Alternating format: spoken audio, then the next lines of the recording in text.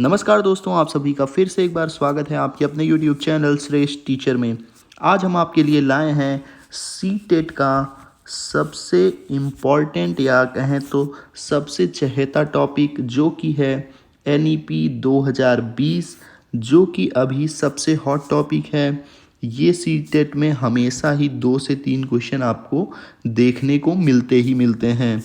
दोस्तों, अभी NEP से EMRS में आपके सीधे सीधे 10 क्वेश्चंस पूछे गए थे, यानी कि 100 में से 10 क्वेश्चन, यानी कि 10% आपका सीधे सीधे इसी टॉपिक से पूछा गया था। आज हम लाए हैं आपके लिए सीटेट का एक सबसे बेहतरीन वीडियो। दोस्तों, इस वीडियो में हम NEP 2020 के पूरे जितने भी पहलू हैं पूरे डिस्कस करने वाले हैं। लास्ट में आपको कुछ 3 से 4 क्वेश्चंस भी कराएंगे जो कि इसी से जुड़े हुए हैं, और कुछ की पॉइंट्स को भी डिस्कस करेंगे जिसको आप देखकर पहचान सकेंगे एग्ज़ाम में कि कौन से क्वेश्चंस के ऑप्शंस सही हैं और कौन से क्वेश्चन के ऑप्शंस गलत हैं। सबसे पहले मैं बता दूं दोस्तों कि जो पहला ये जो है 2020 का, ये थर्ड है। कौन सा है? ये थर्ड है NEP 2020। पहली जो राष्ट्रीय शिक्षा नीति आई थी वो आई थी आपकी 1968 में आई थी, और उसे लाने का उस कमेटी के जो अध्यक्ष थे वे थे DS कोठारी। कौन थे? DS कोठारी जी थे, ठीक है। और ये क्योंकि 1968 में आई थी, तो उस समय जो आपकी प्रधानमंत्री थी वो लेट इंदिरा गांधी जी थी, ठीक है। और दूसरी यानी कि आपकी NEP जो आई, दूसरी NEP आपकी कब आई थी? 1986 में। और ये इसकी कमेटी थी, अध्यक्ष इसके कौन थे? इसका अध्यक्ष कोई भी नहीं था दोस्तों, ये आप याद रखिएगा। 1986 में कोई भी इसका अध्यक्ष नहीं था। 1986 की जो NEP लाई गई थी, नेशनल एजुकेशन पॉलिसी, वो 1992 में उसे संशोधित किया गया था, ठीक है। आप इस बात को याद रखेंगे। अब आप आ जाइए NEP 2020 में, ठीक है। नई शिक्षा नीति 2020 भारत सरकार द्वारा 29 जुलाई 2020 को लागू की गई। यह 1986 की राष्ट्रीय शिक्षा नीति का स्थान लेती है, ठीक है। अब इसके अध्यक्ष कौन है? तो आपको ये याद रखना होगा कि कस्तूरी रंगन, ठीक है। के कस्तूरी रंगन, ठीक है जी, इनके अध्यक्ष थे, ठीक है। इस नीति का मुख्य उद्देश्य यह है कि शिक्षा न केवल साक्षरता और रोजगार के लिए हो, बल्कि मनुष्य के पूर्ण मानव क्षमता को प्राप्त करने के लिए हो। इसमें प्राचीन ज्ञान, आपका एंशियंट हिस्ट्री कह रहा हूँ, एंशियंट नॉलेज, आप ध्यान रखिएगा। एंशियंट नॉलेज यानी कि एंशियंट ज्ञान, और परंपरा से लेकर आधुनिक भविष्यवादी आवश्यकताओं को समावेशी किया जाए, ठीक है। अब हम इसके उद्देश्य को जान लेते हैं दोस्तों। शिक्षा को समग्र यानी कि हॉलिस्टिक बनाना, रटंत प्रणाली को समाप्त करना, ठीक है, रटाना नहीं है, कौशल आधारित शिक्षा, स्किल बेस्ड एजुकेशन को बढ़ावा देना, बाल केंद्रित शिक्षा व्यवस्था, तो ये आप ध्यान रखिएगा, चाइल्ड सेंटर्ड, ठीक है। अब हम बात करते हैं NEP 2020 के मूल सिद्धांत की, यानी कि इसके कोर प्रिंसिपल की। तो इसकी कोर प्रिंसिपल क्या क्या है? बाल केंद्रित शिक्षा, लचीलापन, बहुविषयक दृष्टिकोण, जीवन कौशल पर जोर, समानता और समावेशन, तकनीक का उपयोग। तो ये इसके क्या हैं? मूल सिद्धांत हैं NEP 2020 के। अब बात करते हैं इसकी संरचना के बारे में दोस्तों। तो पहले की जो संरचना थी वो कैसी थी? ये 10+2 से 5+3+4 की संरचना है, ठीक है। पुरानी संरचना क्या थी? 10+2 की, जैसा कि पहले या आप सब भी 10+2 से ही पढ़े होंगे।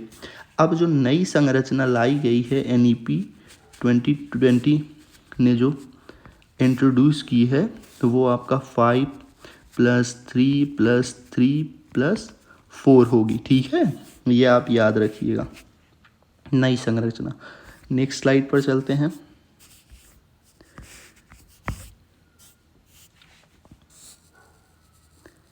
नेक्स्ट स्लाइड देखिए दोस्तों, इसमें आप याद रखिएगा कि जो पहला चरण है फाउंडेशनल स्टेज, ठीक है, पहला चरण कौन होता है, फाउंडेशनल स्टेज, जो कि 5 वर्ष का है ना, तो 3 वर्ष से 8 वर्ष तक पहला फाउंडेशनल स्टेज है। जो 4 चरण है उसमें पहला 5 प्लस क्या था, 3+3+4 ऐसे था ना। तो पहला 5 साल का है, यानी कि 3 से 8 वर्ष तक का बच्चा होगा जो प्री प्राइमरी होगा उसमें, ठीक है, प्री प्राइमरी होगा, प्लस 1 और 2 यानी कि 2 वर्ष का प्री प्राइमरी हो गया, और प्लस आपका क्या हो गया, माफ़ कीजिएगा, 3 वर्ष का प्री प्राइमरी हो गया, और फिर क्लास 1 और 2 हो गया, ठीक है।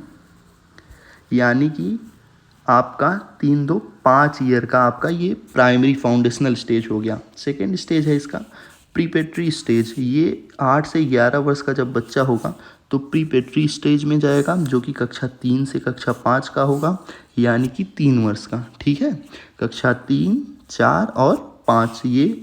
फिर इसके बाद आएगा बच्चे का मिडिल स्टेज। मिडिल स्टेज में वो 11 से 14 वर्ष में होगा, ठीक है, आयु उसकी होनी चाहिए। अब कक्षा 6 से 8 का होगा, ये भी कितने साल का होगा, 3 साल, ठीक। अब सेकेंडरी स्टेज में आ जाइए। सेकेंडरी स्टेज 14 से 18 वर्ष का, कक्षा 9 से कक्षा 12 के लिए। तो ये आपका 4 स्टेज जो हो गए 5+3+3+4 के, ठीक है। अब सीटेट पॉइंट जो है इसका की पॉइंट आप देख लीजिए, ECCE यानी अर्ली चाइल्डहुड केयर और एजुकेशन को औपचारिक शिक्षा में शामिल किया गया है, ठीक है।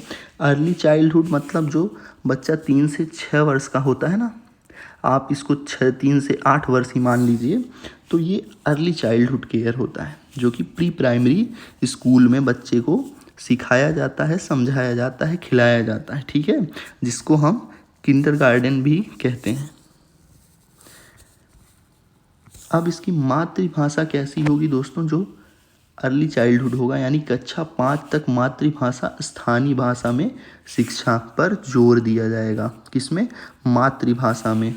इससे संज्ञानात्मक विकास बेहतर होगा, सीखने में बच्चे की रुचि होगी, क्योंकि जब आप उसकी ही भाषा में शिक्षा को देंगे तो बच्चे को क्या रुचि आएगी, वो चीज़ों को समझ पाएगा।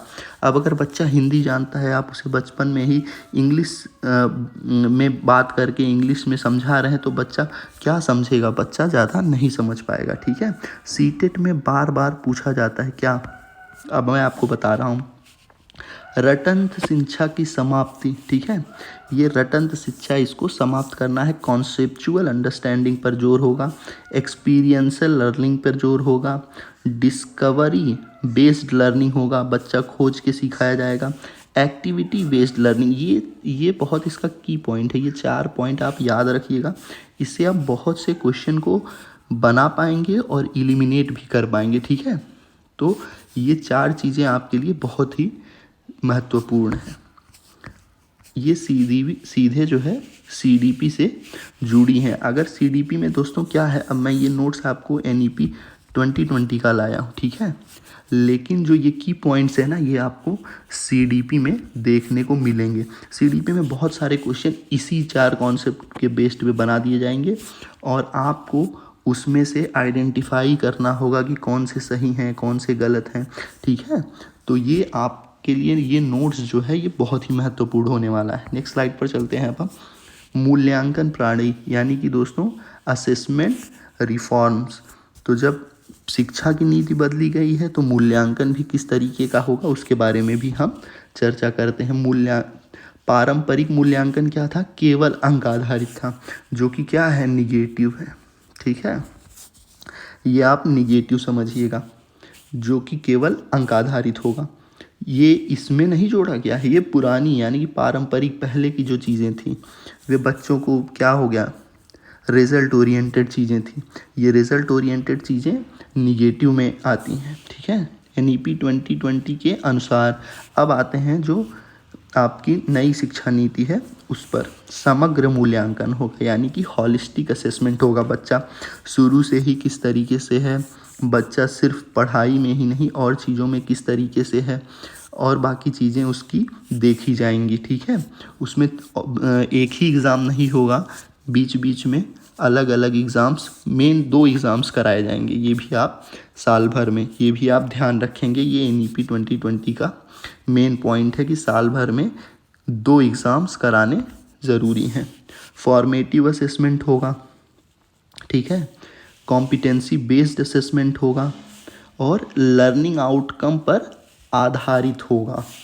ये भी 4 आपके की पॉइंट्स बन गए कि हॉलिस्टिक असेसमेंट होगा, फॉर्मेटिव होगा, ठीक है, और कॉम्पिटेंसी बेस्ड असेसमेंट होगा और लर्निंग आउटकम्स पर आधारित रहेगा। बोर्ड एग्ज़ाम कैसे होंगे? कम दबाव वाले होंगे, मल्टीपल अटेम्प्ट्स होंगे, जैसे हमने कहा ना कि 2 अटेम्प्ट्स कम से कम होंगे। ऑब्जेक्टिव प्लस डिस्क्रिप्टिव, ये दोनों तरह के आपके क्वेश्चंस देखने को मिलेंगे, ठीक है। इस तरीके का आपका बोर्ड एग्ज़ाम होगा। अब शिक्षक शिक्षा, टीचर एजुकेशन कैसी होगी? यानी कि जो बच्चा, अभी आपने बीएड किया होगा या फिर BTC आपने की होगी, तो उनकी जो शिक्षक शिक्षा होगी वो किस प्रकार की होगी, वो इसमें NEP 2020 में भी इस पर भी बात की गई है। न्यूनतम योग्यता 4 वर्षीय इंटीग्रेटेड बीएड का प्रोग्राम है। ये इंटीग्रेटेड का मतलब समझ लीजिए दोस्तों, अगर आप 12th के बाद से डायरेक्ट करना चाहेंगे तो आपको 4 साल का होगा, उसमें ग्रेजुएशन प्लस बीएड का कोर्स होगा। आप अगर 4 साल का ये कोर्स करेंगे तो आपका ग्रेजुएशन और प्लस बीएड डिप्लोमा का ये दोनों का आपको मिल जाएगा। अगर आप मान लीजिए BA किए हैं, BSc किए हैं, उसके बाद बीएड करना चाहेंगे तो 2 साल का होगा। हालांकि इस पे भी अब बात चल रही है कि बीएड को भी 1 साल करने की बात चल रही है। उसके बाद है continuous professional development, CPD। Continuous professional development होगा भाई, लगातार शिक्षक को क्या होगा, नई चीज़ों से जोड़कर उनका कंटिन्यूअस प्रोफेशनल जो उनका होगा, वो प्रोफेशन क्या है, शिक्षा देना, उसकी डेवलपमेंट की जाती रहेगी। शिक्षक इक्वल टू फैसिलिटेटर, यानी कि मार्गदर्शक की भूमिका निभाएगा शिक्षक, ठीक, ये आप ध्यान रखिएगा। सीटेट के लिए बहुत महत्वपूर्ण ये सब चीज़ें अब मैं जो बताने जा रहा हूँ। समावेशी शिक्षा, इंक्लूसिव एजुकेशन, ठीक है दोस्तों। दिव्यांग बच्चे, आर्थिक रूप से कमज़ोर वर्ग, ये सब, इन सब को बच्चों एक ही जगह पर लाकर एक ही कक्षा में इंक्लूसिव एजुकेशन देना, ठीक है, ये समावेशी शिक्षा का महत्वपूर्ण। नेक्स्ट है सामाजिक रूप से वंचित समूह। जो 2 पार्ट पहले थे और इसका तीसरा पार्ट है सामाजिक रूप से वंचित समूह को भी इंक्लूसिव एजुकेशन में रखा जाएगा, ठीक है। ये 3 पॉइंट थे आपके। सभी के लिए समान अवसर, तकनीकी का उपयोग, यानी कि technology in education, digital learning platform, online content provide करवाए जाएंगे, national educational technology forum, NETF भी इसमें दिया जाएगा, ठीक है। तो ये सब चीज़ें आपको ध्यान में रखनी है। आप एक चीज़ याद रखिएगा, परख जो थी क्या था, एक नया राष्ट्रीय मूल्यांकन केंद्र की स्थापना की गई थी जिसका नाम था परख, ठीक है। NEP 2020 और बाल केंद्रित शिक्षा, अब इसका दृष्टिकोण आप देख लीजिए, चाइल्ड सेंट्रिक होगा। शिक्षक की भूमिका क्या होगी, मार्गदर्शक की, ठीक है। सीखने की विधि कैसी होगी, अनुभवात्मक शिक्षा होगी। मूल्यांकन कैसा होगा, सतत और समग्र, ठीक है, कंटिन्यूअस होता रहेगा मूल्यांकन बच्चे का। सीटेट में पूछे जाने वाले महत्वपूर्ण तथ्य, NEP 2020 लागू, 2020 में शिक्षा संरचना कैसी है, 5+3+3+4 की भाषा नीति, मातृभाषा को प्राथमिकता, शिक्षक शिक्षा 4 वर्षीय किया जाएगा बीएड, ठीक। अब मोस्ट रिपीटेड कुछ क्वेश्चंस हैं, वे आप देख लीजिए, उनसे आपको आइडिया हो जाएगा कि किस तरीके से NEP 2020 के बारे में क्वेश्चंस बनते हैं। NEP 2020 के अंतर्गत स्कूली शिक्षा की संरचना क्या है, ठीक है। इसमें पूछा गया है कि नई जो स्कूली संरचना बनाई गई है वो क्या है। उसके ऑप्शन देख लीजिए, 10+2, 8+4, 5+3+3+4 जो कि सही है, यहाँ पे सही का मार्क भी है, तो यही आपका सही हो जाएगा सी। ठीक। NEP 2020 किस पर सबसे अधिक जोर देती है? रटन शिक्षा, अंक आधारित मूल्यांकन, समग्र एवं बाल केंद्रित शिक्षा पर। ठीक है। NEP 2020 किस पर सबसे अधिक जोर देती है? तो समग्र एवं बाल केंद्रित शिक्षा पर। NEP 2020 के अनुसार प्रारंभिक शिक्षा किस आयु वर्ग के लिए है? बताइए। 3 से 8 वर्ष। ठीक है। प्रारंभिक शिक्षा जो है 3 से 8 वर्ष के लिए है। NEP 2020 में शिक्षक की भूमिका क्या मानी गई है? तो हमने बताया मार्गदर्शक या फैसिलिटेटर का, सहायक का। दोस्तों यही दिक्कत होती है कि कभी कभी आपको ना इंग्लिश वर्ड तो सेम देखने को मिलता है फैसिलिटेटर का, लेकिन हिंदी वर्ड दोस्तों हमेशा ट्रांसलेशन में अलग अलग देखने को मिलता है। जो बच्चा हिंदी का होता है वो कन्फ्यूज़न में चीज़ें गलत करके आ जाता है। इसीलिए मैं हमेशा ज़ोर देता हूँ कि आप अगर हिंदी के स्टूडेंट हैं तो इंग्लिश के भी वर्ड आप ध्यान रखिए। ठीक है। ताकि अगर बदल दिया जाए ट्रांसलेशन कोई उसका, तो आप इंग्लिश वर्ड देखकर आप पहचान सकें। अब परीक्षा के लिए महत्वपूर्ण टिप ले लीजिए, जो कि मैंने आपको बताया था कि NEP 2020 से प्रश्न अक्सर CDP प्लस शिक्षा शास्त्र में आते हैं। दोनों जगह कीवर्ड आप यही याद रख लीजिएगा कि चाइल्ड सेंट्रिक होंगे, हॉलिस्टिक होंगे, कॉम्पिटेंसी बेस्ड होंगे, एक्सपीरियंशियल लर्निंग होगा। अब मैंने इंग्लिश में क्यों दिया है दोस्तों? क्योंकि मुझे पता है कि ये जो वर्ड है ना, ये जल्दी चेंज नहीं होंगे आपके लिए। हिंदी के अगर मैं आपको वर्ड याद कराता, समझाता, तो उनके अगर ट्रांसलेट करके दूसरे आ जाते तो आप फिर चीज़ें आपके लिए एग्ज़ाम में थोड़ी सी कठिन हो जाती। लेकिन यहाँ पे आप जैसे ही देखेंगे कि चाइल्ड सेंट्रिक, तो बिल्कुल वो कथन सही ही होगा। हॉलिस्टिक है, हॉलिस्टिक की बात कर रहा है, सही ही होगा। कॉम्पिटेंसी बेस्ड की बात कर रहा है, सही ही होगा। एक्सपीरियंशियल लर्निंग की बात कर रहा है, सही ही होगा। तो ये सब आपके ना पॉजिटिव कीवर्ड्स हो जाते हैं। ठीक है।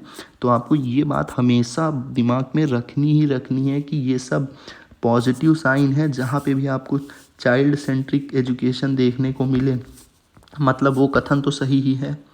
जहाँ पे हॉलिस्टिक की बात करें, समग्र रूप से शिक्षा की बात करें, वो भी सही है। कॉम्पिटेंसी बेस्ड करें, वो भी सही है। एक्सपीरियंस लर्निंग की बात करें तो सही ही है।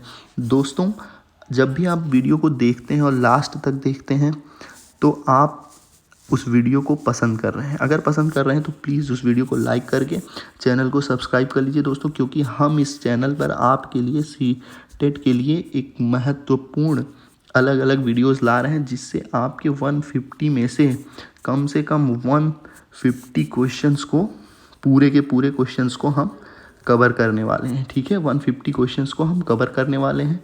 इसलिए आप हमसे जुड़ जाइए, और हमसे जुड़ने के बाद हमारे चैनल को सब्सक्राइब करके बेल आइकन को ज़रूर दबा लीजिए, ताकि जो भी वीडियो हम लेटेस्ट अपलोड करते हैं आपको मिल जाए। वीडियो देखने के लिए आप सभी का धन्यवाद।